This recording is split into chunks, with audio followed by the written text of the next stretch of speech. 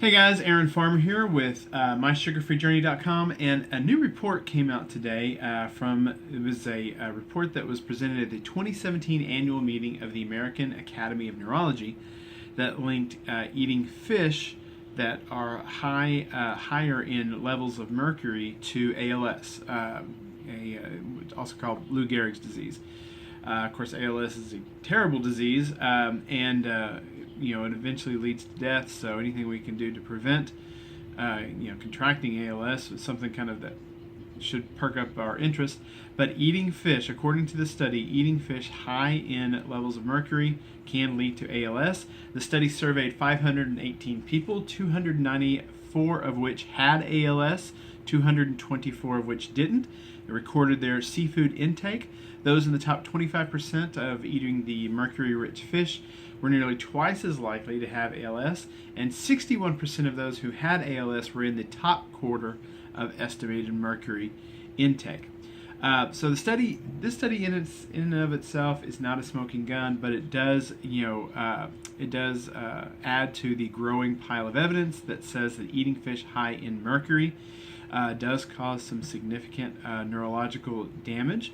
So let's take a look at a few things that you can do to prevent this. The number one thing that you need to know is that mercury concentrations in seafood are greater the higher up the food chain that the fish is, and also the longer lived the fish is. So seafood that has a longer lifespan has greater opportunity to have higher levels of mercury. So fish that are short-lived, or seafood that is short-lived and is at the bottom of the food chain, is shrimp, salmon, clams, oysters, tilapia, sardines, catfish, and I have a link in the post to a much bigger list, but these are just the highlights. Seafood that are one step up the food chain that have higher levels of mercury are mackerel, crab, trout, and lobster. And then seafood with the highest amounts of mercury are tuna, marlin, shark, and swordfish. Unfortunately, tuna is probably the most consumed seafood, and it has some of the higher levels of mercury.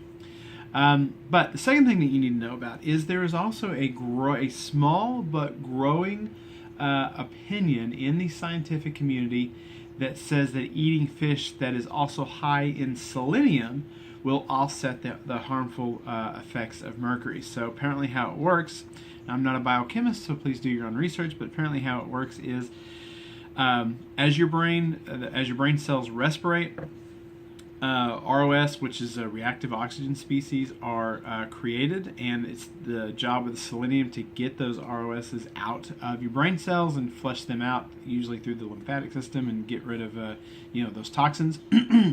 And mercury binds with selenium, which means that you have less selenium available to actually do the detoxing of the brain. And they think this is what leads to the neurological damage. So it's not actually caused by mercury, it's caused more by the fact that mercury keeps selenium from doing its job within the brain. So you want to eat foods that are higher in selenium, which is, if you're going to eat fish, you want to do your best to eat wild caught fish, because wild caught fish is higher in selenium. You can, of course, supplement your selenium with selenium supplements. In fact, if you have thyroid issues, selenium supplements are one of the things that you can do you can take to help with your thyroid. Foods that are high in selenium are Brazil nuts, most seeds, spinach, eggs, beef liver, chicken, as long as it's pasture raised. So there's a lot of eggs. There's a lot of different foods that you can eat that are high in selenium that will help offset some of the problems with mercury. So every time something like this comes out, I think the kind of the knee-jerk reaction is to stop eating seafood. I think it's a very bad idea. Seafood is very healthy, and it's an important part of our diet. Mankind, grew up around the ocean. Seafood was probably the first foods that we ate, and we are designed to prefer, the nutrients that come from seafood, I think. So, especially our brain, for whatever reason, our brain really likes a lot of the components of seafood. So, I think you should eat seafood. I think you should be very, very careful about the seafood that you eat, try to eat seafood that's lower on the food chain, and try to eat seafood that is higher in selenium levels, and this is typically going to be more ocean caught, wild caught fish as opposed to farm raised fish. So use your head, eat food that is closer to how it's supposed to appear in nature, and you should be okay.